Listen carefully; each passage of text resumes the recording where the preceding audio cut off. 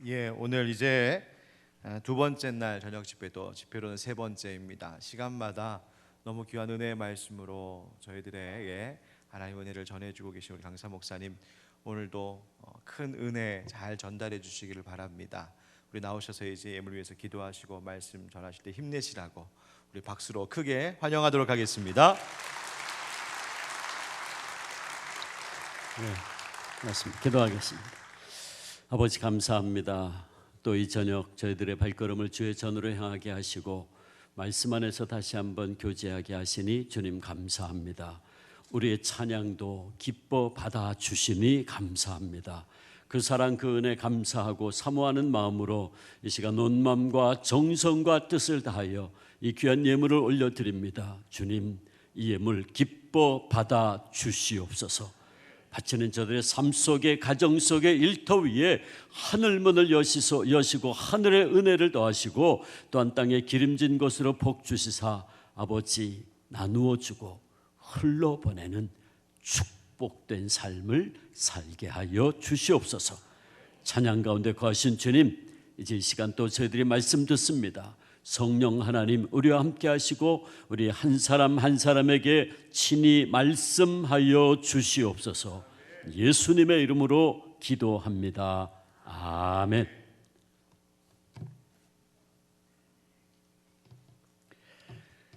오늘 찬양 제가 이렇게 가사를 들으면서 참 감사합니다. 이 찬양을 하나님께서 기뻐 받으실 뿐만 아니고 오늘 설교 내용을 가사를 통해서 미리 여러분들이 전달을 해주셨어요. 그래서 제가 그 가사를 보면서 제가 좀 받아 썼는데, 다시 복음 앞에 서네 진리의 말씀으로 돌아가리라. 복음 앞에 다시 서고 진리의 말씀으로 돌아가자, 이게 지금 오늘 설교 핵심이에요.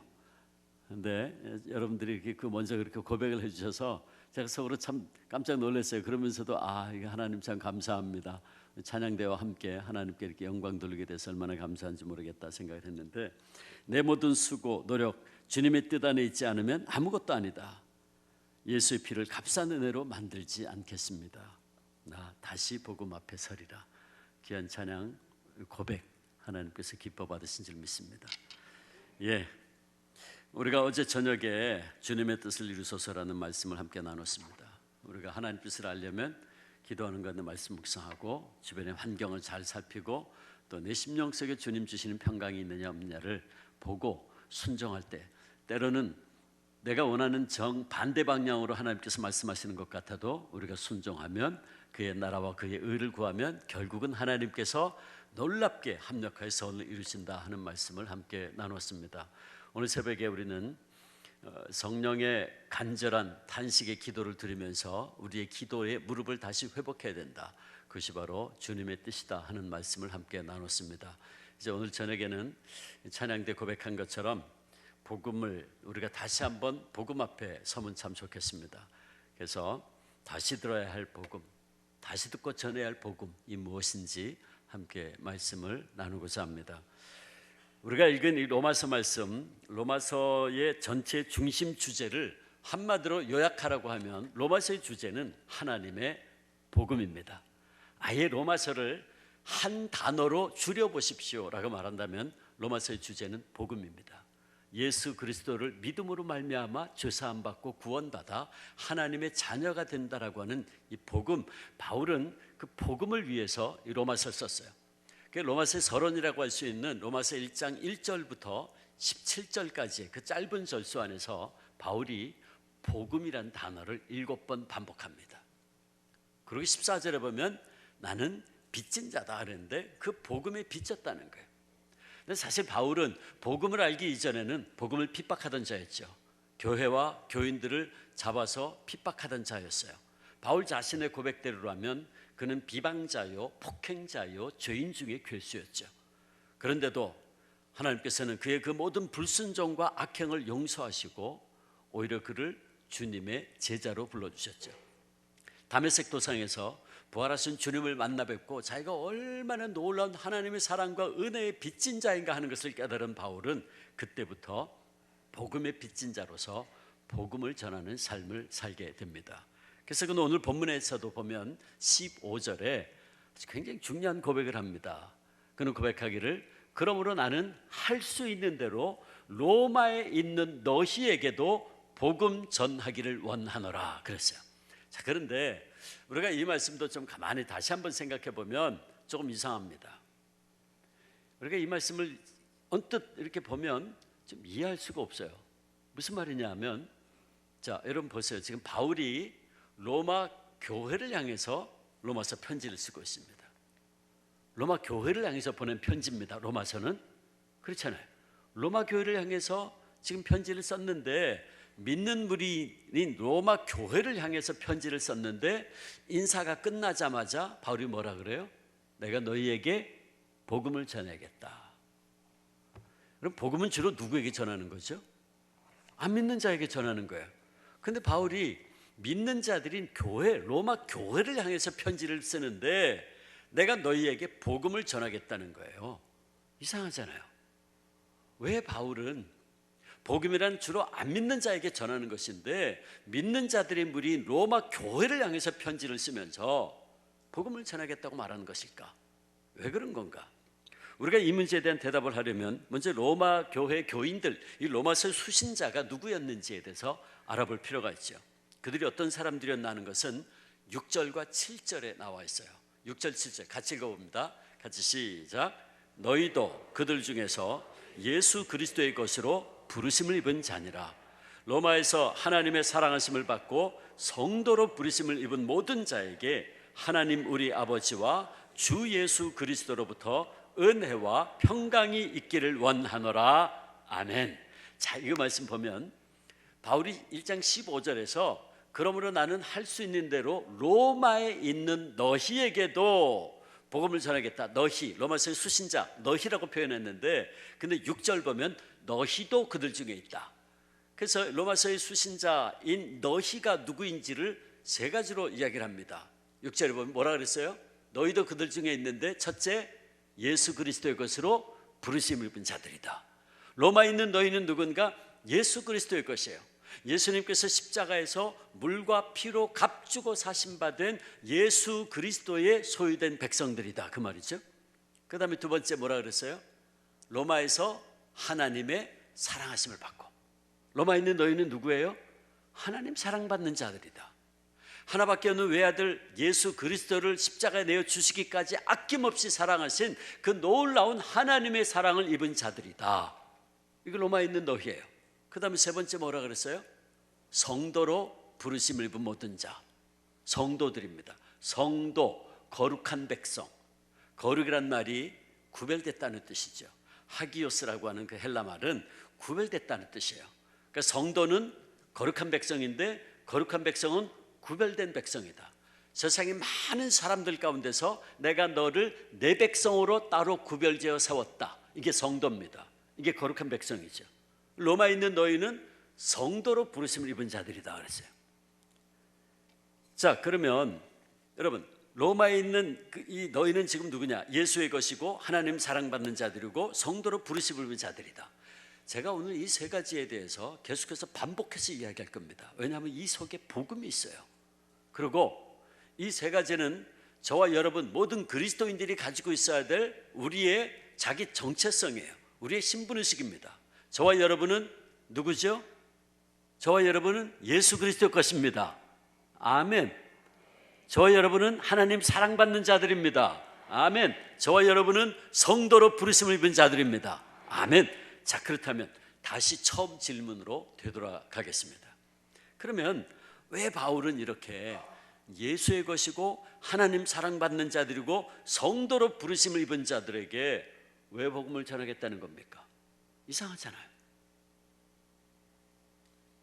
바울이 지금 뭔가 착각하고 있는 건 아닐까요?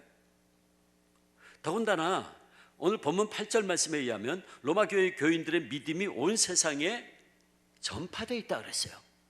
믿음이 전파됐다. 믿음이 소문난 교회였다, 그 말입니다. 믿음 있는 교회였어요. 그 믿음이 소문났다고요. 그런가 하면 로마서 16장 19절에 보면 바울이 또 이런 얘기를 합니다. 너희 순종함이 모든 사람에게 들리는지라 그러므로 내가 너희로 말미암아 기뻐하노라. 너희의 순종함이 내게 들려오니 내가 그 말을 듣고 보니까 참 기쁘다. 지금 바울이 어디 있냐면요, 고린도에 있습니다. 고린도에서 로마에 있는 로마 교회를 향해서 지금 로마서 편지를 쓰고 있는 거예요. 근데 고린도에 있는 바울에게까지 소문이 들려오기를 로마 교회 교인들은 행함이 있다, 순종함이 있다. 그 순종함도 소문이 난 거예요. 그 바울이 내가 그 얘기를 듣고 나니까 참 마음이 기쁘다, 감사하다, 그런 거예요. 그러면 여러분, 이거 더 이상하잖아요. 예수의 것입니다. 하나님 사랑받는 자들입니다. 성도로 부르심을 입었어요. 믿음이 소문났어요. 행함도 소문났어요. 아니, 이렇게 신앙생활 잘하는 사람들 보고 왜 복음을 전하겠다는 겁니까? 이상하잖아요. 그런데 바울은 참으로 심각하게 로마 교회에게 복음 전하기를 원했어요. 오늘 보면 10절, 어떻게 하든지 이제 하나님의 뜻 안에서 너희에게로 나아갈 좋은 길 얻기를 구한다. 내가 너희에게 가서 복음 전하는 게 하나님의 뜻이라는 거예요. 11절, 너희 보기를 간절히 원한다. 13절, 형제들아, 내가 여러 번 너희에게 가고자 한 것을 너희가 모르기를 원치 않는다. 내가 여러 번 가려고 했는데 아직 여의치 않아서 못 갔다는 거예요. 그래서 마침내 15절, 그러므로 나는 할 수 있는 대로 어떻게 해서든지 로마에 있는 너희에게도 복음 전하기를 원하노라. 자, 이걸 보면 바울이 이렇게 집요한 의지를 표명하는 걸 보면 지금 우리는 바울이 뭔가 착각하고 있는 것이 아니구나 하는 걸 알 수 있어요. 그렇다면 우리는 바울이 이렇게 로마에 가서 복음을 전하고자 했던 모습 속에는 분명히 무슨 이유가 있었을 것이다 하는 결론을 내릴 수 있죠. 그것이 무엇이었을까?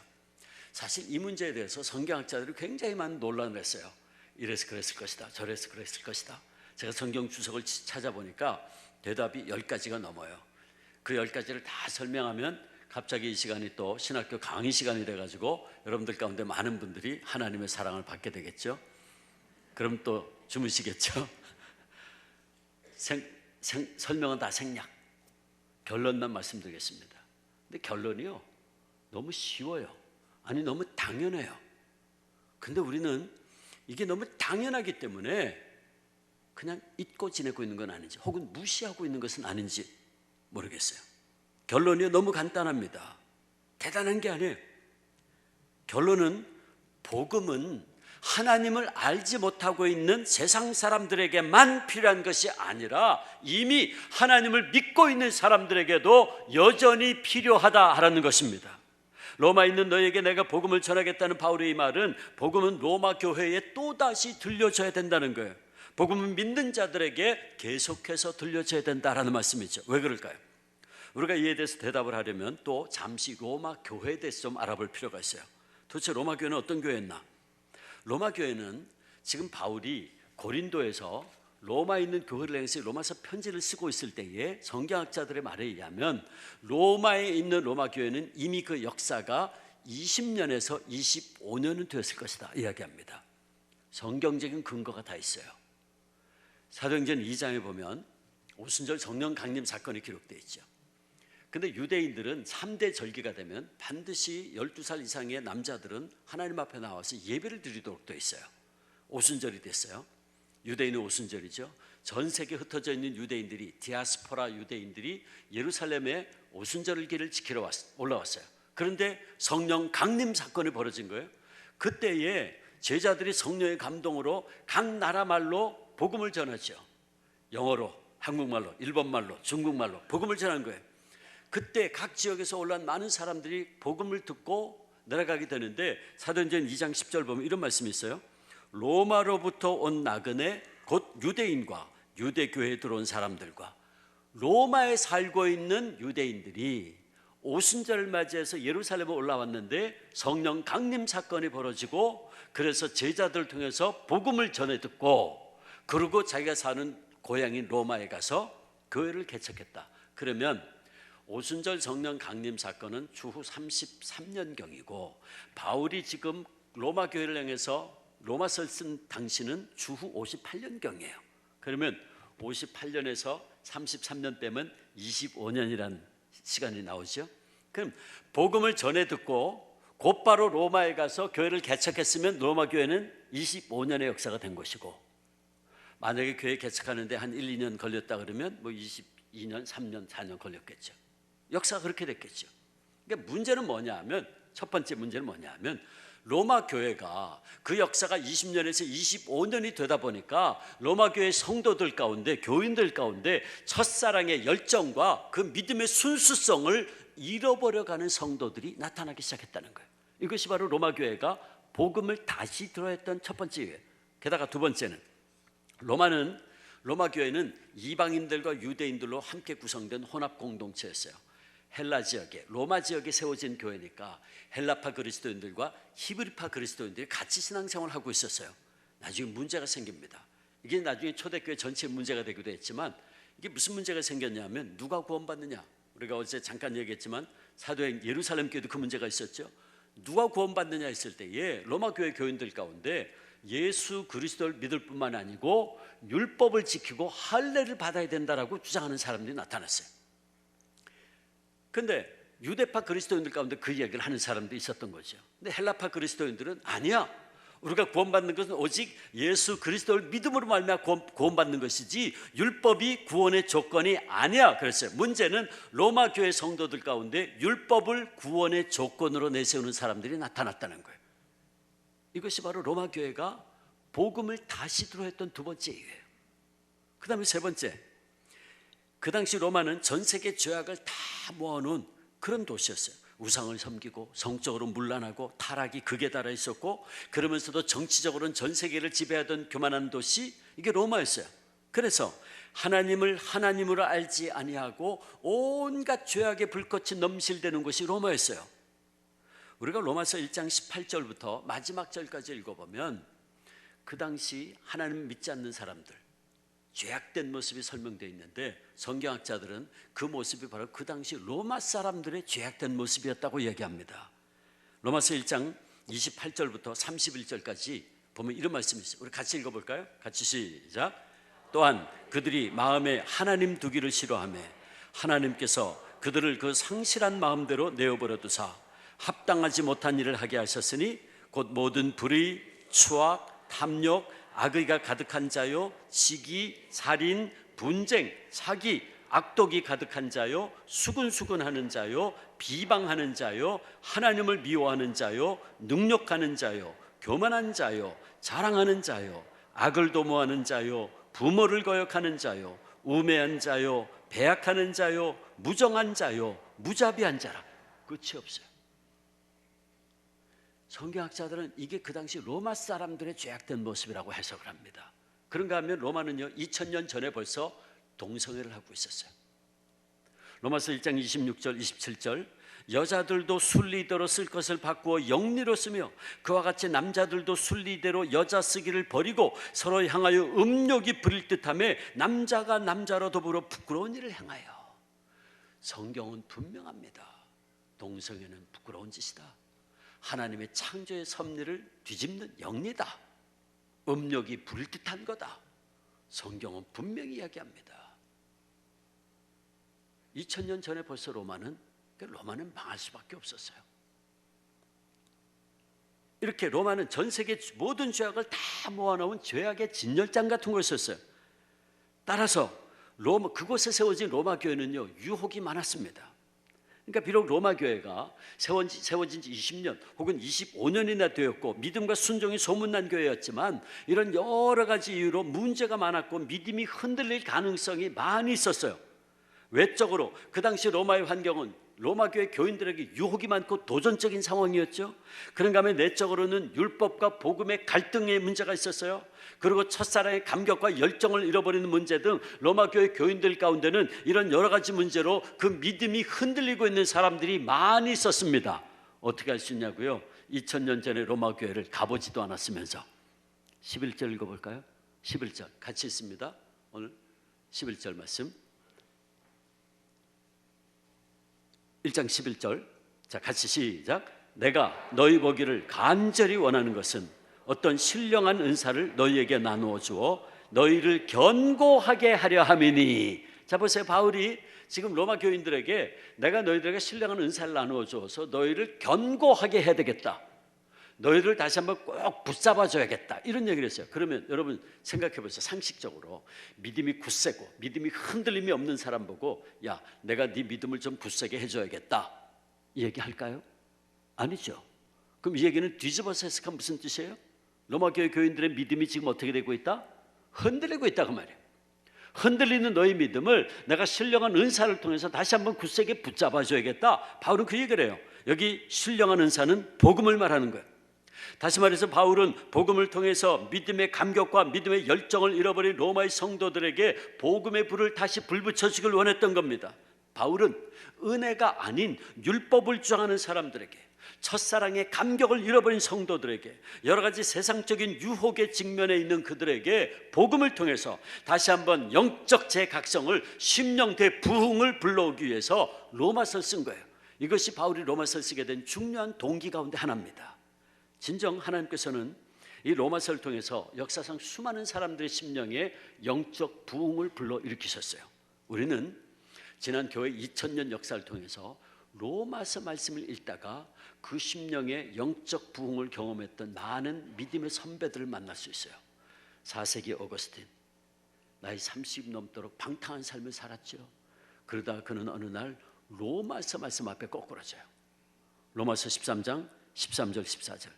낮에와 같이 단정히 행하고 방탕과 술 취하지 말고 음란과 호색하지 말고 쟁투와 시기하지 말고 오직 주 예수 그리스도로 옷 입고 정욕을 위하여 육신의 일을 도모하지 말라. 그는 그 말씀 앞에 거꾸러져서 회개하고 돌아와요. 그 다음에 저 유명한 종교개혁가 마틴 루터도요 로마서 말씀을 통해서 영적 혁명을 경험해요. 루터는 좀 독특한 사람이었어요. 어렸을 때부터 금식도 하고 그냥 기도 생활을 그렇게 열심히 했다 그러더라고요. 근데 문제가 있는 게 뭐냐 하면 항상 루터는요 하나님 아버지 기도를 하면 하나님 아버지는 무서운 하나님이에요. 진노하신 하나님이에요. 근데 루터가 그렇게 된 이유는 루터의 아버지가 굉장히 엄한 아버지였답니다. 루터가 어렸을 때부터 조금만 잘못을 해도 야단을 치고 매를 대는 그런 무서운 아버지였대요. 그러니까 기도할 때 하나님 아버지 그러면 그 육신의 아버지, 무서운 육신의 아버지가 투사가 돼가지고 하나님은 진노하신 하나님이에요. 심판의 하나님이에요. 그 고민이 많았어요. 그러다가 나중에 이제 대학도 법대를 갑니다. 아버지가 너는 법관이 돼야 돼. 그래서 강제로 법대를 들어갔어요. 21살 때 그 유명한 낙뢰 사건이 벌어져요. 낙뢰. 21살 때 여름에 친구하고 함께 길을 가고 있는데 갑자기 날씨가 어두워지고 천둥 번개가 치고 소낙비가 내리는 거예요. 그 비를 피하려고 친구와 함께 나무 밑으로 달려갔는데 그게 그만 실수였어요. 친구하고 나무 밑으로 들어가는 순간 벼락이 그 나무를 때리고요. 루터 옆에 있던 친구를 같이 때립니다. 루터가 보는 앞에서요. 그 친구가 새카맣게 타 죽었어요. 충격을 받습니다. 무서운 하나님, 진노의 하나님, 심판의 하나님. 그래서 그 길로 다 그만두고 어거스틴파 수도원에 들어가서 수도사가 됩니다. 아버지가 반대했죠. 더 이상 아버지 말 듣지 않았어요. 그리고 본격적으로 수도원에 들어가서 수도사로 금식하고 기도하고 온갖 종류의 금욕생활을 하는데 문제는 그가 금욕생활을 하면 할수록 그의 고통받는 양심은 더욱더 힘들어져만 갔어요. 자유함이 없었어요. 너무너무 고통스러웠어요. 나중에 신학 박사가 됐는데도요 구원의 확신이 없었어요. 기쁨이 없었어요. 그러다가 비텐베르그 대학에 성서를 신약 성경을 가르치는 교수가 돼요. 학생들에게 로마서 강의를 하다가 그는 마침내 참 빛을 발견하게 돼요. 참 자유를 발견하죠. 그러하여금 참 빛을 발견하게 한 말씀이 그 유명한 로마서 1장 17절 말씀이에요. 같이 읽을까요? 시작. 복음에는 하나님의 의가 나타나서 믿음으로 믿음에 이르게 하나니 기록된 바 오직 의인은 믿음으로 말미암아 살리라 함과 같으니라. 아멘. 아 그렇구나. 오직 믿음이구나. 솔라 피데. 오직 믿음이구나. 행함이 아니 율법이 아니구나. 고행이 아니구나. 오직 믿음이다. 솔라 피데. 오직 말씀이다. 솔라 스크립트라. 종교개혁의 횃불을 높이 들었어요. 그로부터 약 200년 뒤에 이 로마서의 말씀은요 저 유명한 감리교의 창시자 요한 웨슬리 목사를 뒤집어 놨어요. 여러분 우리가 교회 역사를 통해서 로마서 말씀을 읽다가 영적 혁명을 경험한 사람이 예를 들자면 끝이 없을 거예요. 자 그렇다면 이제 우리 얘기를 좀 해볼까요? 루터 얘기 말고 어거스틴 얘기 말고 저와 여러분의 얘기를 좀 해볼까요? 예수 그리스도의 것으로 부름받고 하나님 사랑받는 하늘빛 광성교회 성도 여러분, 그렇다면 저와 여러분 어떻습니까? 오늘 우리에게는 복음이 다시 필요하지 않습니까? 로마 교회 교인들에게 복음이 다시 들려져야 했듯이 오늘 우리에게도 복음이 다시 들려져야 하지는 않습니까? 어떤 목사님이 이런 말씀한 걸 들은 기억이 있어요. 복음, 예수 그리스도를 정말로 필요로 하는 사람이 오늘날 교회 밖에보다 교회 안에 더 많이 있다. 여러분 어떻게 생각하십니까? 십자가 앞에서 다시 한번 깨어져야 될 사람이 교회 밖이 아니라 교회 안에 있고, 하나님의 사랑 앞에서 그 굳고 교만한 마음이 녹아져야 될 사람들이 오늘날 교회 밖에보다 교회 안에 더 많이 있다는 것입니다. 제가 아까 세 가지 얘기했죠. 우리는 누구인가? 예수의 것이고 하나님 사랑받는 자들이고 성도로 부르심 입은 자들이라 그랬어요.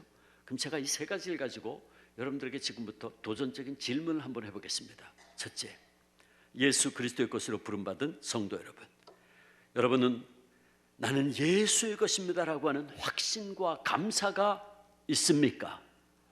아멘. 바울이 로마서 14장 8절에서 나는 사나 죽으나 주의 것이다 고백했어요.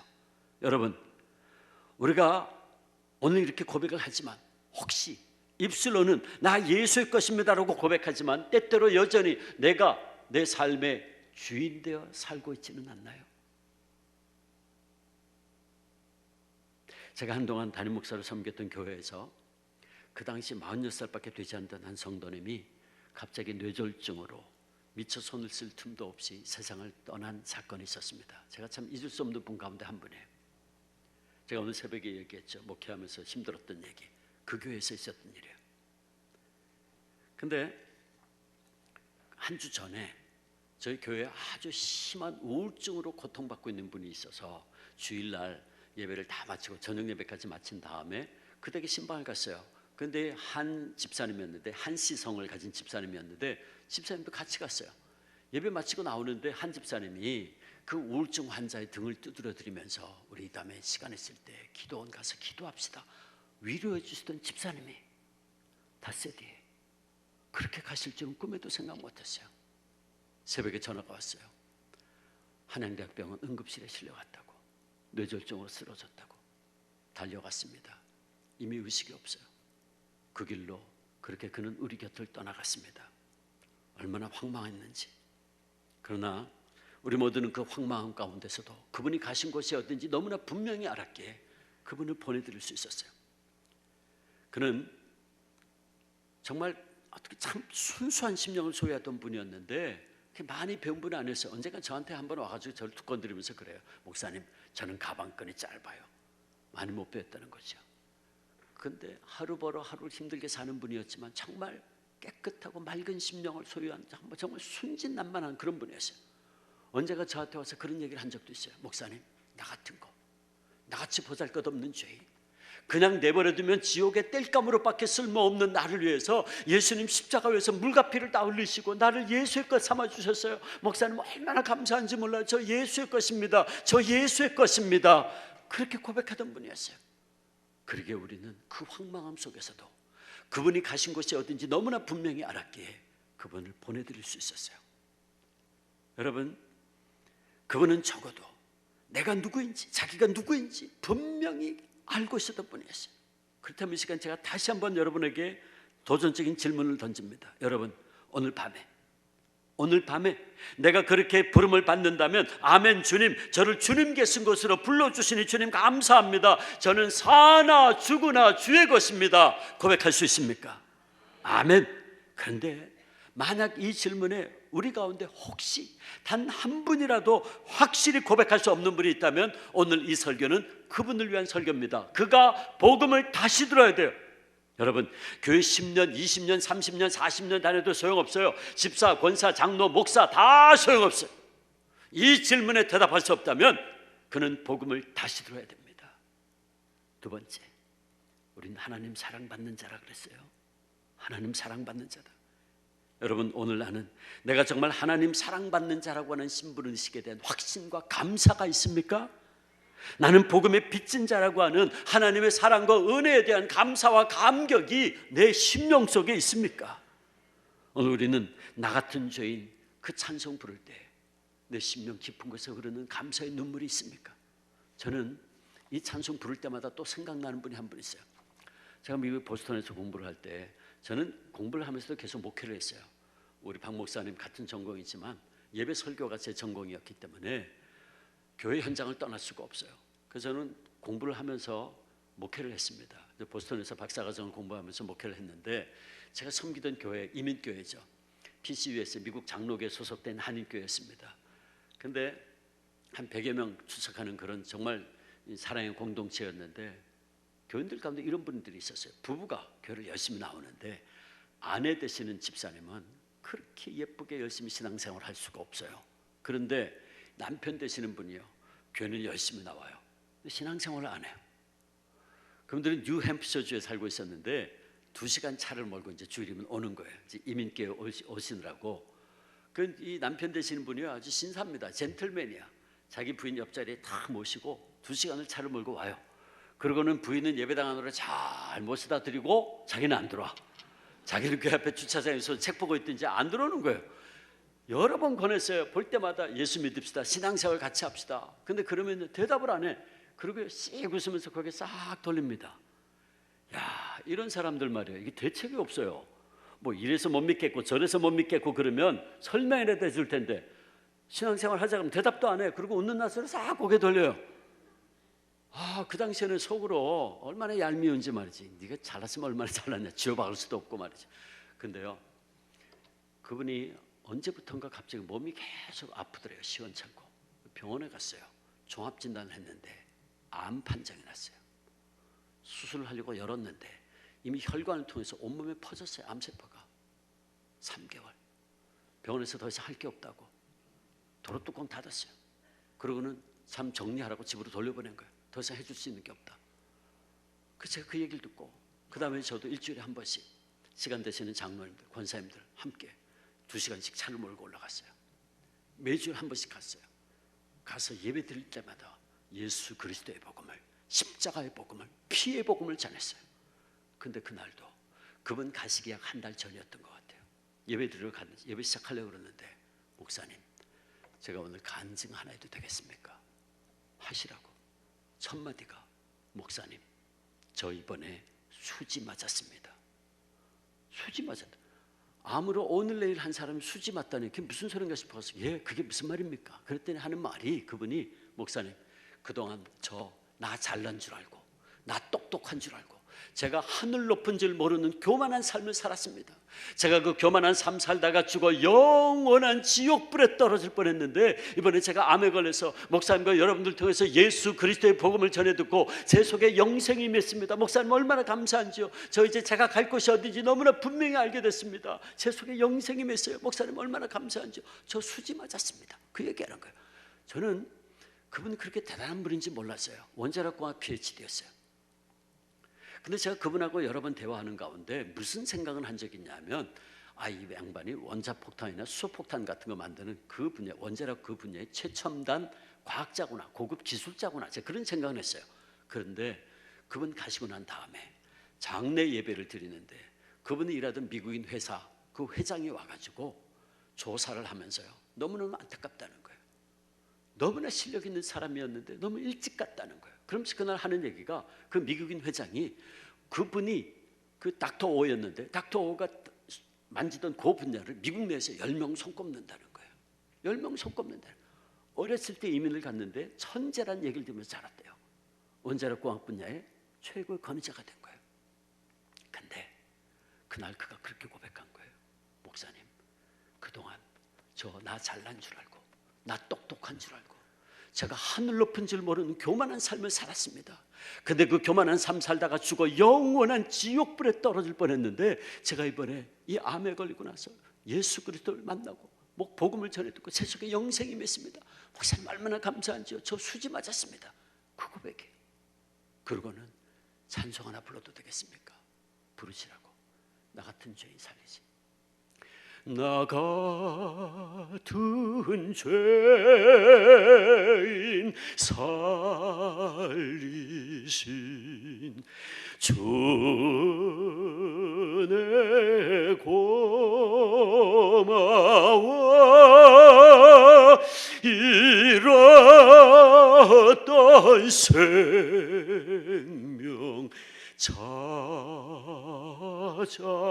찾았고 광명을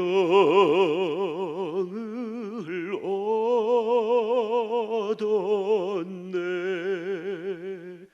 그 고백, 저희들은 그날 그 찬송을 정말 기쁨에, 정말 감격의 눈물을 흘리면서 그 찬송을 같이 불렀던 기억이 있어요. 하나님 사랑받는 성도 여러분, 오늘 우리에게 죄로 말미암아 죽어 마땅한 나를 십자가의 보혈로 씻어주시고 하나님의 자녀 삼아 주심에 대한 감사와 감격의 심령이 저희 여러분 속에 있습니까? 만일 저와 여러분의 심령 가운데 이 감사의 눈물이, 이 감격의 눈물이 메말라 있다면 저와 여러분들이 복음을 다시 들어야 될 사람들이에요. 이상하게도요, 오늘 우리 한국교회 안에 보면 믿음 생활 오래 한 사람들일수록 그 싸늘하게 식어버린 신앙, 예수님은 온데간데 없고 율법적인 신앙으로 두꺼워지고 반들반들해진 얼굴을 하고 앉아있는 모습을 봐요. 특별히 저처럼 말이에요. 이 모태신앙 가진 사람들 가운데 보면 그런 사람들 많아요. 모태신앙이 뭡니까? 어머니 뱃속부터 교회 다니는 사람들.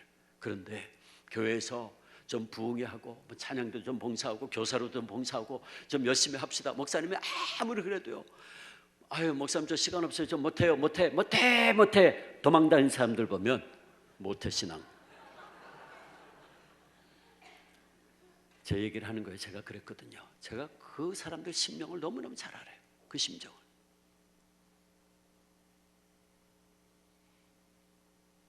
왜 저렇게 관심이 없을까?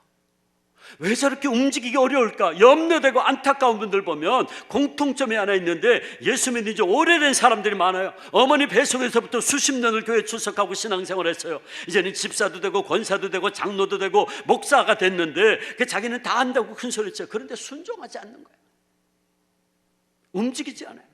아무리 피를 불어도 춤추지 않아요. 그 심장에 주님의 뜨거운 보혈이 말라버렸어요. 감격을 잃어버렸어요. 눈물이 메말라버렸어요. 그럼 어떡합니까? 웬일입니까?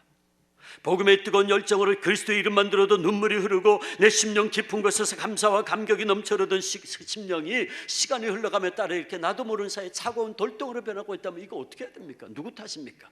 교회 탓입니까? 목사님 탓입니까? 아닙니다. 내 탓입니다. 내 마음이 은혜를 잃어버린 겁니다. 근데 은혜를 잃어버린 걸 몰라. 자기가 신앙이 좋은 줄 착각하고 있어요. 복음을 다시 들어야 돼요. 세 번째, 여러분, 우리는 내가 하나님 부름받은 거룩한 백성, 왕같은 제사장임을 늘 기억하며 살고 있습니까? 오늘 우리는 성도로서 구별된 삶을 살고 있습니까? 성도, 거룩한 백성, 구별된 백성. 오늘 우리는 구별된 삶을 살고 있습니까? 참 안타까운 것은 오늘 한국의 많은 그리스도인들이 예배당 안에서 이렇게 예배드리고 찬송할 때는 그리스도인인 것 같고 성도인 것 같은데 예배당 문 밖에만 나가면 성도인지 아닌지 구분이 안 되는 거야. 세상 사람과 똑같이 싸우고 거짓말하고 욕하고 시기하고 저주하고 말이지. 이 사회에서 부정적인 사건이 터졌다 그러면 꼭 교인들이 껴있고. 여러분, 한국의 초대교회는 인구 1% 지나지 않은 작은 공동체였지만 나라와 민족의 무거운 짐을 지고 가던 교회였어요. 민족의 희망이었고 등불이었어요. 그래서 김구 같은 선생은 말하기를 경찰서 100개 세우는 것보다 예배당 하나 세우는 게 더 낫다 그랬어요. 교회 하나 세우는 게 더 낫다 그랬어요. 그만큼 우리 한국의 초대교회는 신뢰받는 공동체였어요. 민족의 가장 신뢰받는 공동체였다고. 근데 지금 오늘 우리는 무슨 얘기를 듣고 있습니까? 개독교라고.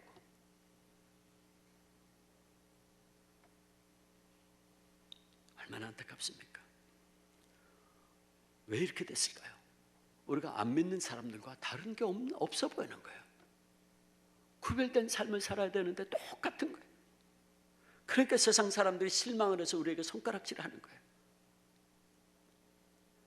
누군가 지금 우리 한국교회 안에 광주리 교인이 많은 게 문제다 그러더라고요. 광주리 교인. 이게 큰 물통이에요. 물이 가득 들어있어요. 여기다 광주리를 쓱 집어넣으면 어떻게 되죠?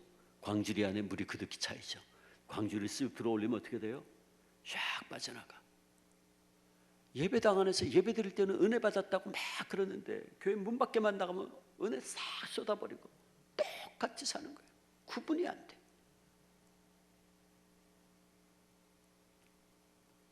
정말이지 세상 사람들과 구별되게 살라고 성도로 부름받은 우리가 어쩌다가 이렇게까지 되었는지 모르겠어요. 오늘 저와 여러분에게 나는 구별된 자야, 자의식이 있습니까? 만약 그렇지 않다면 저와 여러분은 복음을 다시 들어야 돼요. 여러분, 그래서 복음을 다시 들어야 돼요. 복음은 우리에게 또다시 들려져야 되고 계속해서 들려져야 돼요. 그렇다면 복음을 다시 듣는다는 게 뭡니까? 거창하게 생각하지 마세요. 복음을 다시 듣는다는 것은 제가 지금까지 말씀드린 거예요. 예수 그리스도를 항상 생각하시고 예수님 때문에 내가 무엇이 되었는가 늘 묵상하세요. 늘 감사하세요. 세 가지잖아요. 내가 누구죠? 첫째, 나는 예수의 것이야. 그러니까 복음을 다시 듣는다는 것은 뭐냐? 첫째, 예수님께서 날 위해서 십자가 위에서 모든 값을 다 치루어 주셔서 내가 주님의 것이 되었다는 사실을 계속해서 묵상하세요. 감사하세요. 그것이 복음을 다시 듣는 거예요. 나는 누굽니까? 나는 예수의 것입니다. 나는 더 이상 내 것이 아닙니다. 내가 내 인생의 주인이 아닙니다. 우리는 예수 그리스도의 소유된 백성이, 그분이 피로 값주고 사신 바 된 그리스도의 것입니다. 고린도전서 3장 23절, 너희는 그리스도의 것이요 그리스도는 하나님의 것이니라.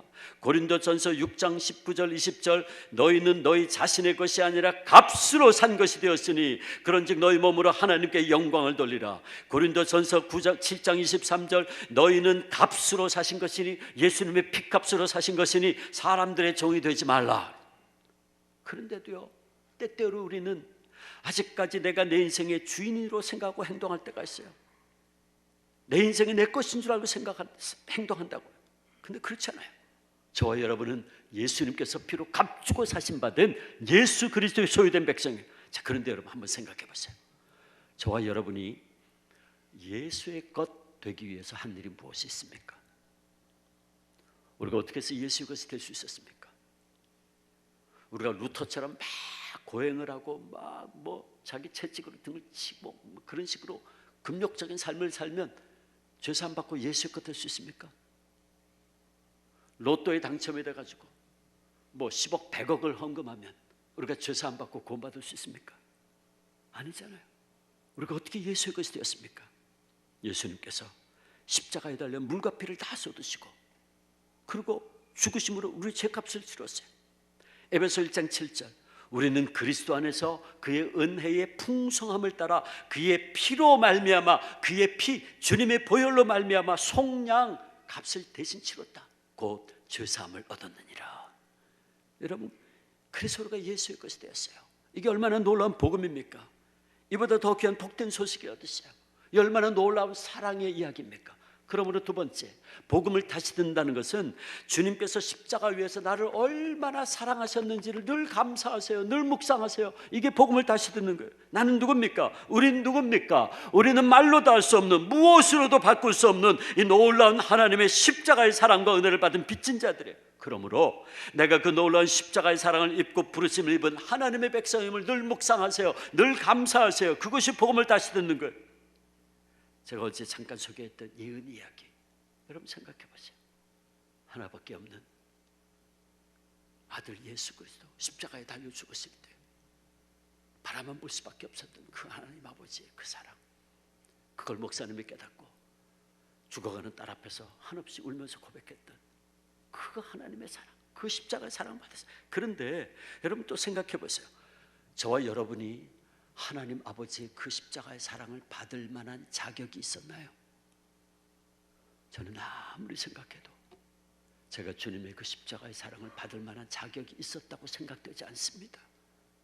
그런데 하나님께서는 저와 여러분을 살리시기 위해서 예수님을 십자가에 못 박았어요. 저와 여러분이 달려야 될 십자가의 주님이 대신 달리셨고, 저와 여러분이 맞아야 될 채찍을 주님이 맞으셨고, 저와 여러분이 찔려야 될 창을 주님이 대신 찔리셨고, 저와 여러분이 받아야 될 멸시와 천대와 침뱉음을 주님이 대신 받으셨어요. 저와 여러분이 흘려야 될 물과 피를 주님이 대신 다 흘리셨어요. 이 얼마나 놀라운 사랑의 얘기입니까? 그러므로 내가 얼마나 놀라운 십자가의 사랑을 받고 있는지를 늘 묵상하세요. 늘 감사하세요. 그것이 복음을 다시 듣는 거예요. 세 번째, 내가 하나님의 거룩한 성도임을 순간순간 기억하세요. 나는 누굽니까? 나는 하나님의 거룩한 백성이에요. 물론 우린 여전히 연약해요. 또 넘어져요. 또 실수해요. 또 죄를 져요. 저도 마찬가지예요. 그럴 때마다 사탄은 공격합니다. 야, 그래도 네가 집사냐? 그래도 네가 목사야? 난 네가 무슨 죄인지 다 알고 있어. 사탄은요 그렇게 우리를 비난합니다. 공격합니다. 그런데요, 하나님 아버지는 그렇게 말씀하지 않아요. 하나님은 이렇게 말씀하세요. 사랑하는 아들아, 사랑하는 딸아, 너는 내 거야. 내가 너의 그 연약함 때문에, 그 연약함을 위해서 내 아들 예수를 십자가에 못 박은 거야. 그리고 너를 내 것으로 수많은 사람들 가운데서 내 백성으로 구별지어 세웠어. 그리고 내 아들 예수의 피는 너의 과거에 지은 모든 죄, 네가 지금 연약하게 짓고 있는 죄, 앞으로 지을지도 모르는 모든 죄까지도 다 용서하고도 남아 네가 고백하기만 하면 내 아들 예수의 피는 너의 모든 죄를 씻고도 남아. 너는 내 거야. 너는 내 백성이야. 너는 누가 뭐래도 거룩한 내 백성이고 왕같은 제사장이야. 주님은 그렇게 말씀하세요. 베드로전서 2장 9절. 너희는 택하신 족속이요 거룩한 왕같은 제사장들이요 거룩한 나라요 그의 소유가 된 백성이니. 아멘. 그렇습니다. 여러분, 우리가 이래서 성도가 된 거예요. 우리가 이래서 제사장이 된 거예요. 이게 복음이 아닙니까? 무엇이 복음입니까? 내가 값없이 예수의 것이 되었다는 것, 내가 무슨 사랑받을 만한 자격이 있는 것이 아닌데도 나를 무조건적으로 사랑해 주신 그 은혜, 내가 수많은 사람들 가운데 남들보다 더 잘나거나 똑똑하거나 가진 것 더 많지 않는데 나를 거룩한 하나님 백성으로 불러주신 것, 이것이 복음이 아닙니까? 그러므로 우리가 이것들을 계속해서 묵상해야 돼요. 감사해야 돼요. 이게 복음을 다시 듣는 거예요. 그리고 우리가 이렇게 늘 복음을 계속해서 들을 때에 은혜가 메말라 병들어버린 우리의 심령 위에 은혜의 단비가 또다시 내리게 됩니다. 말라 비틀어진 내 심령이 하늘에서 쏟아져 내리는 은혜의 단비를 맞고 다시 한번 소생하는 기쁨과 감격이 되살아날 수 있게 돼요. 그래서 주 예수 그리스도의 이름만 들어도 또다시 눈물이 흐르고 내 심령 깊은 곳에서 감사와 감격이 넘쳐나고 마침내 바울처럼 복음의 빚진 자 되어서 복음을 전하지 않으면 견딜 수 없는 심령이 되는 겁니다. 여러분, 여기 복음의 빚진 자 된 심령으로 죽어서 사랑하는 부모님을 예수님께 인도한 한 초등학생의 이야기가 있습니다. 이 아이는 초등학생이었는데 정말 빚진 자 된 심령을 소유한 아이였어요. 그런데 이 아이의 부모님이 예수를 믿지 않았어요. 이 아이는 그 사실이 너무 안타까운 거예요. 예수님은 나만 믿으면 안 되는데, 엄마도 믿어야 되는데, 아빠도 믿어야 되는데, 늘 그 생각이에요. 그래서 엄마 보고 예수 믿자고 졸라대요. 주일이 되면 아빠 보고 교회 가자고 졸라대요. 근데 그 엄마 아빠는 아들이 그렇게 하는 것이 단지 귀엽고 예쁘기만 했어요. 그래서 늘 대답하기를, 그래 너 먼저 나가, 너 먼저 믿어, 엄마 아빠는 시간 있으면 나갈게. 그리고 적당히 넘어갔어요. 그러던 어느 날 너무나 안타깝게 이 아들이 학교에서 집에 돌아오다가 집 근처에서 교통사고를 당하고 맙니다. 그리고 주님 품에 안겼어요. 부모의 슬픔은 이루 말할 수가 없었죠. 하루는 이 아빠가 죽은 아들의 사용하던 방에 들어가서 아들의 유품을 하나하나 만져봅니다. 도저히 버릴 수가 없습니다. 아이가 입던 아이의 땀내음이 나는 옷도 만져보고, 아이가 읽으며 즐거워하던 동화책도 만져보고, 아이의 손때가 묻어있는 장난감도 만지면서 쓰리고 아픈 가슴을 적시고 있었어요. 그러다 문득 이 아빠가 노트를 하나 발견합니다. 그 노트는 아들의 일기장이었어요. 그리고 그 일기장을 펴본 아빠는 기절할 것 같이 놀라고 맙니다. 왜냐하면 거기에는 죽기 이틀 전에 쓴 아들의 기도문이 이렇게 적혀 있었기 때문이었어요. 이 아이는 이렇게 기도하고 있었습니다. 하나님, 우리 엄마 아빠 꼭 예수 믿게 해주세요. 하나님, 엄마 아빠가 예수 믿기 위해서 내가 죽어야 한다면 나는 죽어도 좋아요. 내가 죽어서라도 엄마 아빠 예수 믿게 해주세요. 이 아이는 그렇게 기도하고 있었어요. 이 아빠는 아들의 유언과도 같은 기도문을 읽다가 충격을 받습니다. 예수를 믿는다는 것이 이렇게도 중요한 것이었던가? 예수를 믿는다는 것이 이렇게 생명까지 내어놓고 내가 믿어야 했던 일이었던가? 그는 마침내 그 자리에서 무릎을 꿇습니다. 그리고 자신의 교만을 하나님 앞에 회개하기 시작해요. 그리고 아들이 그렇게도 원했던 예수 그리스도를 주님으로 영접하는 고백 기도를 합니다. 아들의 생명과 자신의 구원을 맞바꾼 셈이 되고 말았어요. 여러분, 이 이야기의 이 아버지는 지난 4반세기 동안 전 세계 대학생 선교회 CCC 국제본부 부총재의 이야기입니다. 여러분, 오늘 우리에게 이 어린아이의 복음의 빚진 자 된 간절한 심령이 있습니까? 여러분 주변에 분명히 아직도 이 복음을 모른 채 자신이 잘난 줄 알고 살고 있는 사람들이 있을 거예요. 여러분 부모님들 가운데, 여러분 형제들 가운데, 여러분 자녀들 가운데, 직장 동료들 가운데, 친구들 가운데 이 시간 생각나는 얼굴, 생각나는 이름 있죠. 근데 그 이름, 그 얼굴 생각할 때 여러분 가슴이 안타깝지 않습니까? 가슴이 답답하지 않습니까? 만약 그렇다면 저와 여러분은 복음을 다시 들어야 돼요. 저는 제 심령이 메말라지고 기도의 문이 막힐 때마다 늘 되새기는 명상이 한 가지 있습니다. 그것은 일제시대 신사참배를 반대하시다가 순교하신 저희 할아버님, 고 주기철 목사님 남기신 십자가의 고난의 명상입니다. 목사님 늘 고문을 당할 때마다 십자가, 십자가, 고난의 십자가를 고백했다 그래요. 주님을 위하여 오는 고난을 내가 이제 피하였다가 이 다음에 무슨 낯으로 주님을 대하오리까? 주님을 위하여 이제 당하는 수옥을, 감옥의 갇힘을 내가 피하였다가 주님께서 너는 내 이름으로 평안과 즐거움은 다 받아 누리고 고난의 자는 어찌하고 왔느냐고 물으시면 나는 무슨 말로 대답하랴?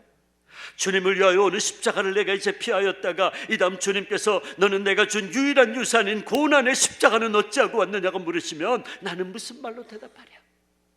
그는 늘 감옥 안에서 고문을 당할 때마다 십자가, 십자가, 십자가를 붙잡고 있어요. 그분이 당한 고문과 고난을 어렸을 때부터 부모님 통해서, 저 숙부님 통해서 참 많이 들었어요. 한 번은 저 숙부님께서 저한테 그런 얘기를 해주셨어요. 그 당시에 당신 형들은, 이제 위에 세 형들은 다 뿔뿔이 흩어져 숨어 있었고, 그 당시 집에 저희 숙부님 초등학생, 저희 할머님 주기철 목사님 사모, 그리고 저희 증조 할머니 주기철 목사님 어머님 세 식구가 있었는데 한 번은 평양 형무소에서 면회를 오라고 연락이 왔대요.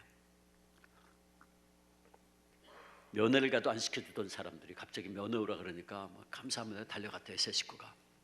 그날따라 형무소장이 밖에 나와서 기다리고 있더래요. 그러면서 하는 얘기가 그동안 주 목사님 너무 고통을 많이 당해서 자기들이 이제 목사님을 보내드리기로 했다고 그러더래요. 그래서 감사합니다 그랬더니 근데 한 가지 더 드릴 말씀이 있다고. 뭐냐 그랬더니 목사님 모시고 가다가 자기들이 차까지 대접을 드릴 테니까 모시고 가다가 평양 서기산은 산 밑에 큰 신사를, 조상신 섬기는 일제 신사를 세워놨는데 목사님 그 앞에 지나가시다가 차에서 내릴 필요도 없습니다. 차 창문만 조금 내려가지고 목사님 고개만 한번 까딱 해주시면 됩니다. 그러면 보는 사람 없으니까 목사님 체면도 쓰고 또 목사님도 한 번 정도는 까딱 해주셔야 자기들도 체면 서고 그러니까 서로 좋은 게 좋은 거니까 그렇게 합시다 그러대요. 저희 할머니가 그 얘기를 듣자마자 그렇다면 모시고 나가지 않습니다. 이런 제에 거절하셨어요. 그랬더니 그래 어디 보자 데리고 내려가더래요. 지하실로. 그 당시 평양 형무소는 면회소가 3층에 있었는데 지하실로 데리고 내려가더래요. 이상하지만 면회시켜준다니까 내려갔어요. 저 숙부님 얘기가 조그만 방에 시멘트 차가운 바닥에 앉아서 기다리라 그러더래요. 그 기다리고 있는데 조금 있다 보니까 저 숙부님 보니까 큰 유리문이 하나 있더래요. 그 유리문이 있는데 건너편에 누런 등이 희미하게 두 개가 켜져 있더래요. 가만히 보니까 우리 저 지금 영화실 저 아이들 예배드린 저기에 이제 말하자면 가족이 있는 거예요. 저기서 지금 이쪽 보는데 보니까 그 안에 칼이 있고 검도가 있고 몽둥이가 있고 뭐 채찍이 있고 별게 다 있더래요. 그게 평양 형무소 지하 고문실이었어요. 조금 있다 보니까 목사님 간수의 등이 옆에 나오는데 얼마나 고문을 당했는지 간수의 등이 옆에 나오시다가 가족들 와 있는 모습을 보시고 저 이제 애들 있는 것처럼 그러니까 목사님 반가우니까 손을 흔들었대요. 저희 숙부님도 아버지가 나오니까 이제 막 이제 반가워서 손을 흔들었대요. 그랬더니 형사들이요 가족 보는 앞에서 팔을 딱 잡더니 주목사 반갑지 딱 잡더니 공중에다가 매달아놨대요. 그네처럼 이렇게 매달아 놓은 거예요. 조금 있다 보니까요 일제 형사들이 삥 둘러서 있는데 몽둥이들을 들고 서 있더래요. 그중에 검도를 들고 있는 녀석이 기합소리를 하면서 야! 그러면서 목사님 빡 때리더니 밀더래요. 그러니까 목사님 그네처럼 달려있으니까 반대편에 있는 녀석이 빡 때려 양 사방에서 내리치기 시작하더래요. 그 전 숙부님 초등학생이 말이에요. 자기 아버지 눈앞에서 얻어맞는 모습 보고 놀래가지고 벌벌벌 떨고 있고 저희 할머니 눈 감고 쭉 기도하시고 저희 증조 할머니 당신 눈앞에서 당신 아들이 그 비참하게 얻어맞는 모습 보시고 금방 절도하시고 저 숙부님 보니까 자기 아버지가 한 20대 맞으니까 기절하시더래요. 그 찬물을 끼얹더니 내려서 의자에 앉아서 마주보게 하더래요. 조금 있다가 형사들이 나와가지고 저희 할머니한테 네 남편 빨리 회유하고 신사참배하게 하고 데리고 나가라 막 윽박지르는데 저희 할머니 안 듣죠. 계속 눈 감고 기도하니까 그 중에 한 녀석이 약이 올랐는지요. 발로 저희 할머니 가슴을 뻥 차는데 저리 나가 동그라지는데 쫓아가도 두 녀석이요 발로 차고 짓이고 별의별 욕을 다 하더래요. 그러고요 일본 사람들 정말 참 잔인했어요. 가족 앞에서 어린 자식 앞에서 무슨 짓을 했냐 하면 성고문을 했어요. 옷을 벗기고 별짓을 다 한 거예요. 그 저희 숙부님 말이 초등학생이 지금 자기 눈앞에 벌어지는 이 장면이 이해가 안 돼. 초등학생 그 이해가 되겠어요? 그래서 그때 아버지를 봤대. 그때 목사님도 눈 감고 계속 기도하시더래요. 근데 그 순간처럼 아버지가 원망스러울 수가 없더래요. 엄마가 저렇게 비참하게 당하고 있는데 아빠 왜 안 도와주냐, 뭐 하고 있냐 말이지. 이해가 안 되지 초등학생의 이 장면이. 근데 저희 할머니요 온몸을 웅크리고 계속 기도하시더래요. 그랬더니 지독한 여인하고 욕을 하면서 들어가더래요. 들어가더니요 목사는 그 유림 바로 앞에 책상이 하나 있는데 책상 위에 목사님 눕히더래요. 조금 있다 보니까 누런 주전자가 있는데 큰 주전자가 있는데 물이 가득 들어있더래요. 거기에다가요 시뻘건 고춧가루를 풀기 시작하더래요. 그 고춧가루 다 풀더니 조금 있다가 목사님 책상 위에도 눕혀놓고 끝에 목이 이렇게 젖혀놓고는 형사들이 올라가서 팔, 다리, 온몸을 찍어 누르고 입을 강제로 벌린 다음에 고춧가루 주전자를 들이붓기 시작하더래요. 그러니까 처음에는 이게 고춧가루 물이 들어오니까 목사님이 얼마나 괴로워. 그러니까 막 고개를 돌리고 이제 반항을 하는데 뭐 다 찍어 누르고 있으니까 고문당한 끝에 힘도 없는데 반항할 힘도 없죠. 그 움직이니까 이게 기도로 넘어가니까 숨도 못 쉬잖아요. 그러니까 막 콜록콜록하고 너무 고통스러운 표정. 제 숙부님 보니까 아버지가 그 조금 있다 보니까 자기 아버지가 축 처지더래요. 기절하시는 건지 뭐 더 이상 반항할 힘도 없었겠죠. 그런데요 그걸 다 들이붓더래요. 그걸 들이붓는데 그걸 마시지 않으면 숨을 쉴 수가 없으니까. 근데 막 다 들이붓는데 입으로 코로 반은 흐르고 막 그러는데요. 저 숙부님 보니까 자기 아버지 배가 농구공처럼 막 부어오더래요. 한 주전자를 다 들이붓더니 조금 있다가 목사님 배 위에다가 의자를 하나 올려놓더래요. 의자를 올려놓더니 두 녀석이 보라고 가족들 유리문 두드리면서 보라고. 그러면 자기들이 희죽거리면서 그리고 두 녀석이요 목사님 배 위에 올려있는 의자 위에 둘이서 팍 주저앉는데 조금 있다 보니까요 목사님 괴로워가지고 하는데 입에서 코에서 눈에서 귀에서 붉은 게 흘러나오는데 핀지 고춧가루 물이지만 저희 숙부님 그 장면을 보고 초등학생이 너무 충격받아가지고 실어증에 걸렸어요. 몇 년 동안 말을 못하는 거예요. 엄마도 안 돼가지고 바보같이 돼버린 거예요. 너무 충격을 받아가지고. 그리고 저희 증조 할머니 그러고 나오셔가지고 정신 이상같이 돼가지고요 길바닥에 다니면서 막 지나가는 사람들 붙잡고 내 아들 살려달라고 막 울부짖으며 돌아다니고 비참했어요. 그리고 순교하셨어요. 순교하신 뒤에 시신을 가져가라고 연락이 왔어요. 가족들이 달려갔더니 시신을 내주는데 사각괴짝 2개를 엮어가지고 내주는데 시신을 딱 보는 순간 온몸이 살이 썩어 있고 시커멓게 돼 있고요 비참하더래요. 모시고 왔어요. 장례 절차가 시작됐습니다. 저희 할머니 직접 흰볼을 덮고 염을 하셨어요. 시신을 닦아 내려온 거죠. 저희 아버님하고 저 숙부님, 저희 아버님 중학생 나이, 저 숙부님 12살 때 그걸 이제 보고 있었던 거예요. 평양 산정교회 교인들이 몇이 달려와가지고 그걸 이제 돕고 있었는데 저희 할머니가 시신 닦으려고 흰볼을 이렇게 드니까 목사님 팔과 다리가 밖으로 빠져나왔어요. 흰보 덮여 있다가. 근데 저희 아버님하고 숙부님하고 동시에 봤다는 거예요. 딱 봤는데 손톱, 발톱이 하나도 없어요. 고문하면서 대나무를 얇게 썰어가지고 쑤셔 넣어가지고 다 잡아 뽑아버리고 발은요 망치로 두드려가지고 발 형체가 없더래요. 이렇게 시커멓게 이렇게 돼 있더래요. 발톱 하나도 없고. 근데 저희 숙부님 얘기가 또 그때는 또 엄마가 원망스럽더래. 왜? 우리 가족이 아닌 다른 사람들도 있는데 왜 내 아버지의 비참한 모습을 보여나면서 자기가 어린 마음에 부끄럽더래요. 그게 창피하더래. 아버지의 그 비참한 모습이. 그래서 자기도 모르게 가렸대요. 그래서 저희 할머니가 시신 닦아내려다가 막내 아들이 이러고 있으니까 손 치우라고 딱 보니까 그때까지만 저희 할머니도 경황이 없어서 목사님 그걸 못 보셨던 거예요. 근데 손톱 발톱을 딱 보시고는 애들이 충격받는 모습 보시고는 당신도 너무너무 놀래가지고 황급하게 덮고서는 얘들아 미안하다. 그러고는 한참 동안 우셨다 그러더라고요. 목사는 고문당한 얘기를 하려면 또 끝이 없을 거예요. 자, 그런데 그분이 어떻게 이런 모진 고문 속에서도 끝까지 견디고 승리할 수 있었을까? 제가 어렸을 때부터 들어온 주기철 목사님은 뭐 한국 교회가 이야기하듯이 뭐 강인한 순교자, 뭐 초인적인 순교자 주기철 목사가 아니었어요. 제가 어렸을 때부터 저희 아버님 통해서 또 수부님 통해 들어온 주기철 목사님은요, 저하고 여러분과 똑같은 연약한 인간이었어요. 고문당할 것을 그렇게도 두려워했던 인간이었어요. 한 번은 저희 아버님 저한테 그런 얘기를 해주셨어요. 목사님 7년 동안 감옥에 5번 끌렸다 나왔다 해서 만 5년 4개월 감옥에 있었고 7년 환란의 세월이었다 그랬잖아요. 한 번 감옥에서 잠깐 가석방돼 집에 나오셨는데, 집에서는 뭐 쩔쩔 굶고 있었으니까, 근데 할머니가 어디서 밥을 구해줬는지 구하다가 아버님한테 이제 대접해드리대요. 그러니까 저희 아버님이 옆에서 이제 그걸 보고 자기 아버지가 이제 밥을 식사를 하시면서 목사님, 밥이 이렇게 맛있냐고 하면서 뭐 허겁지겁 드시더래요. 근데 저희 아버님은 이제 옆에서 그걸 보고 있으면서 이제 자기도 너무 배가 고프니까 굶고 있었으니까, 그래서 저 아버지가 좀 안 남겨주나 그러고 이제 그걸 보고 있는데요, 갑자기 바깥에서 또 왁작지껄 시끄러운 소리가 들리더래요. 조금 있다가요, 일제 형사가 또 한 녀석이 주기철 나와 그러면서 신발 신은 채 문을 빵 차고 들어오는데요, 저희 아버님 순간적으로 탁 봤대요. 그랬더니 수갑을 여기다 껴가지고 돌리면서 주기철 나와 그러면서 탁 들어오더래요. 그래서 저희 아버님이 그 형사 그 모습 보고 그다음에 자기가 당신 아버지를 탁 봤대요. 그때 목사님 식사를 더 이상 못하시고 수저를 들고 가만히 계시는데 손이 벌벌 떨리더래요. 조금 이따 수저 내려놓으시고 당신 팔순 어머님 노모 계신 방으로 도망치듯이 달려가셔가지고, 어머님 나 같은 약졸이 장기간의 고문 견딜 수 없습니다. 어머님 제가 중간에 변절할까 봐 너무너무 두렵습니다. 저를 위해서 기도해달라고. 그 팔순의 노모하고 목사님이 두 분이서 부둥켜 안고 울면서 기도하다가 끌려갔어요. 왔냐? 가자. 그러지 않았어요. 그분 고문당하는 걸 그렇게 두려웠던 인간이었어요. 사실 저희 집에서는 목사님 순교하실 것도 알았어요. 1944년 4월 21일 밤 9시에 순교하셨는데, 그 전날 밤에 저 증조 할머니가 꿈을 꾸셨어요. 아들에 대한 꿈을 꾸신 거죠.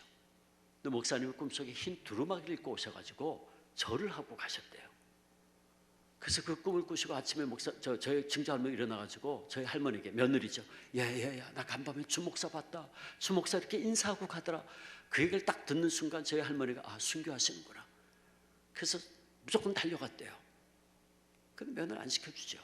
그 계속 기다렸더니 오후 4시나 돼서 겨우 면을 시켜주더래요. 그래서 들어갔더니 저희 할머니가 너무 아쉬우니까, 목사님 남기실 말씀 없습니까? 전하겠습니다. 3마디 하셨어요. 첫째는, 어머님과 아이들 당신에게 부탁합니다. 미안합니다. 어제 설교 제가 읽어드렸죠. 늙은 어머님을 모시지 못하고 늘 잡혀다니는 것을 안타까워했던 아들이었습니다. 병든 아내 돌보지 못하고 늘 붙들려 나가 있던 것을 안타까워했던 필부였어요. 아이들 제대로 교육도 못하고 늘 잡혀다니는 신세, 그것이 안타까웠던 아버지였어요. 똑같은 인간이었죠.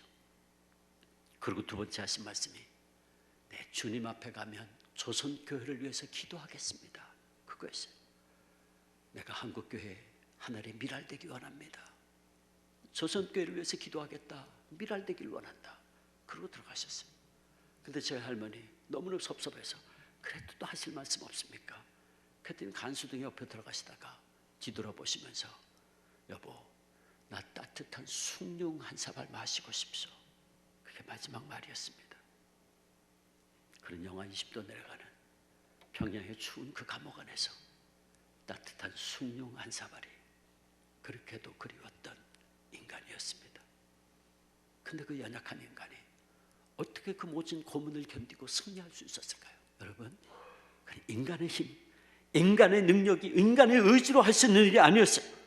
그것이 바로 십자가의 복음의 능력이었어요. 그는 늘 고통 가운데서도 고문당하면서 십자가의 복음을 붙잡고 있었어요. 그래서 늘 감옥 안에서도 고문을 당할 때마다 그 복음을 고백하고 있었어요. 주님을 위하여 오는 고난을 내가 이제 피하였다가 이 다음에 무슨 낯으로 주님을 대하겠습니까? 주님을 위해서 당하는 수옥을 내가 이제 피하였다가 주님께서 너는 내 이름으로 평안과 즐거움은 다 받아 누리고 고난의 자는 어찌하고 왔느냐고 물으시면 나는 무슨 말로 대답하랴? 주님을 위하여 오는 십자가를 내가 이제 피하였다가 이 다음 주님께서 예수님께서 너는 내가 준 유일한 유산인 고난의 십자가는 어찌하고 왔느냐고 물으시면 나는 무슨 말로 대답하랴. 늘 그는 고문을 당할 때마다 십자가의 복음을 붙잡고 있었고요. 그러기에 복음의 빚진 자된 심령을 소유할 수 있었고 결국은 그 모든 고문과 고난을 견딜 수 있었던 겁니다. 사실 목사님도 그렇게 고백했어요. 제가 내일도 잠깐 좀 소개하겠지만 한 번은 순교하기 얼마 전에 저희 할머니 면회 갔을 때 목사님 그랬어요. 저희 할머니가 직접 먼저 목사님 살아서 결코 이 붉은 벽돌 나오면 안 됩니다 그랬어요. 그때 목사님도 네 살아서 이 붉은 벽돌 나가지 않을 겁니다 그랬어요. 그러고는 처음에는 내가 십자가를 지고 있는 줄 알았는데 이제 와서 보니 주님의 십자가가 나를 지고 있다고. 그러므로 난 승리할 수 있을 겁니다. 그렇게 고백하셨다 그래요. 십자가의 복음을 붙잡고 있었기에 그는 승리할 수 있었던 거죠. 한 번은 할머니 면회 가셨는데 할아버님 간증을 하시더래요. 면회 날짜가 되면 면회 시켜주든지 안 시켜주든지 무조건 갔대요. 근데 그날은 면회를 시켜주더래요. 할렐루야 들어갔는데 목사님이 앉자마자 여보 나 간밤에 주님 만났어 그러시더래요. 어떻게 된 거냐 그랬더니 한 달을 잠을 안 재우면서 고문을 하는데 견딜 수가 없더래요. 그래가지고 마침내 감방에 돌아와서 쓰러져 누워있는데 누군가가 주기철 부르더래요. 처음에는 또 간수가 부르는 줄 알고 또 부르나 근데 또 주기철 그러더래요. 세 번째 주기철 누이십니까? 겨우 돌아서 보는데 예수님 슬픈 얼굴로 서 계시더래요. 그러고는 너마저 날 버리겠느냐 그렇게 말씀하시더래요. 너마저 날 버리겠느냐. 그때가 아마 1938년 제27차 대한예수교 장로회 총회가 평양에서 열렸을 때 그때 이미 뭐 감리교, 순복음교, 로마 천주교 다 넘어갔거든요. 장로교 하나가 끝까지 남아 있었어요.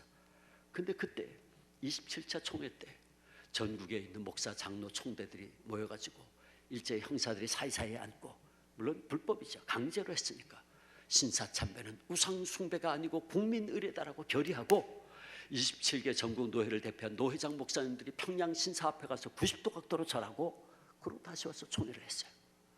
그게 그 당시 매일신문에 대문짝만하게 나와 있어요. 역사 사진이 있습니다. 그때 신사참배 반대하던 목사들 감옥에 다 가뒀거든요. 그때 주님 나타나신 것 같아요. 너마저 날 버리겠느냐? 너마저 날 버리겠느냐?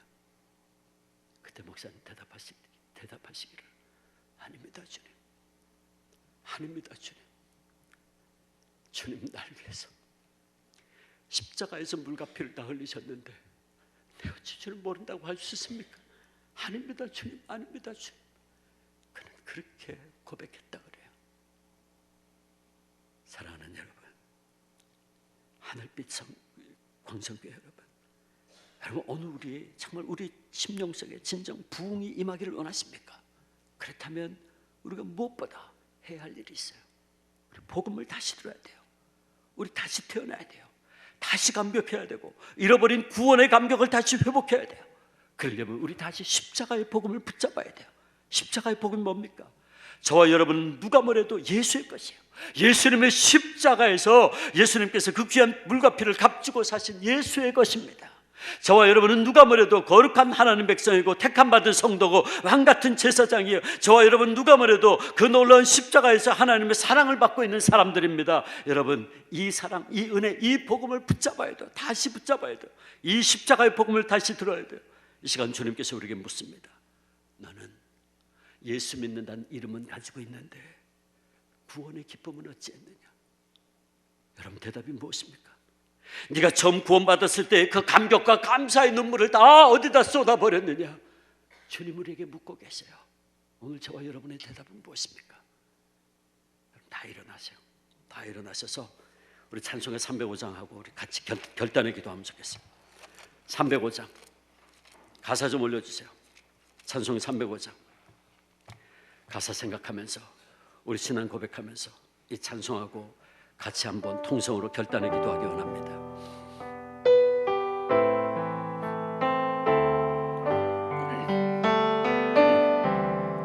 나 같은 죄인 살리신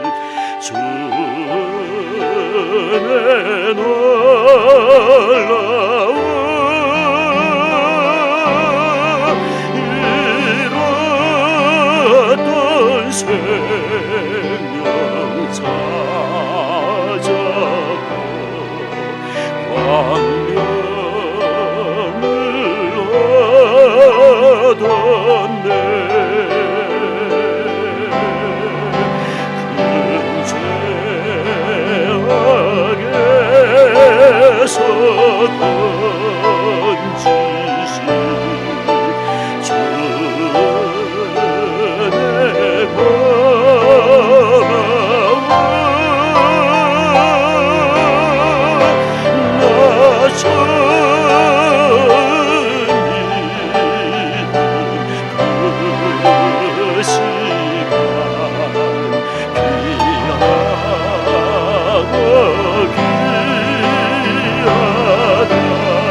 가슴에 손을 얹고 이제껏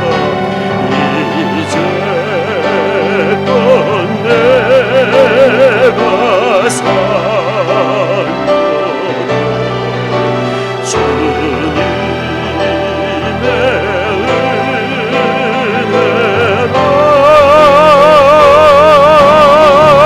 또 나를 두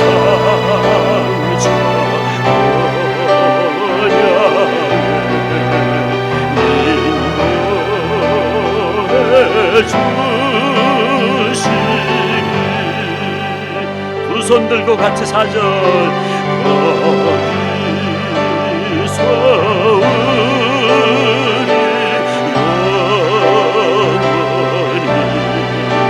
주님의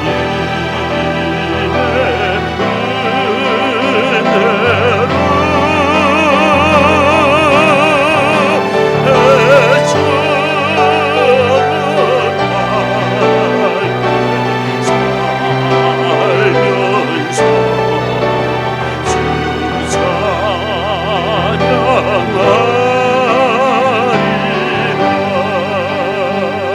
반주자 계속 반주해 주세요. 여러분 이 시간 같이 통성으로 기도할 텐데 여러분 그동안 살아오시면서 말로는 나 주님의 것입니다, 나 주님의 것입니다라고 고백했지만 실제로는 내 뜻대로 내 고집대로 내 욕심대로 내가 내 인생의 주인 되어 살아오지는 않았습니까? 그리고 조금만 힘들어도 조금만 어려워도 하나님 더 이상 날 사랑하지 않는다고, 하나님 더 이상 나에게 관심 없다고 원망하고 불평하지는 않았었습니까? 또 내가 성도라고 하는 사실, 내가 왕같은 제사장이라고 하는 사실을 잊어버린 채 세상 사람들과 똑같이 거짓말하고 욕하고 시기하고 쟁투하고 그렇게 살아왔던 우리의 모습은 없습니까? 이 시간 우리 먼저 회개하는 기도해야 되겠습니다. 주님, 주님의 보혈로 다시 한번 우리를 정결하게 씻어달라고 아버지 하나님 앞에 고백에 기도하고, 그러나 이제 다시 한번 저들에게 복음을 들려주시니 주님 감사합니다. 내가 누가 뭐래도 예수의 것이라는 것, 내가 그 놀라운 하나님의 십자가에 사랑받은 자라는 것, 내가 왕같은 제사장으로 불림받았다라고 하는 것, 이 사실을 이 십자가의 복음을 가지고 나아가 알지 못한 이들에게 이 복음 전하겠노라고 주님 앞에서 다시 한번 다짐하고 결단하는 기도를 하겠습니다. 주님 한 번 그렇게 기도합니다. 주님, 아버지 하나님, 이 저녁 시간에 우리에게 다시 한번 말씀을 들려주시고 복음을 들려주시니 주님 감사합니다.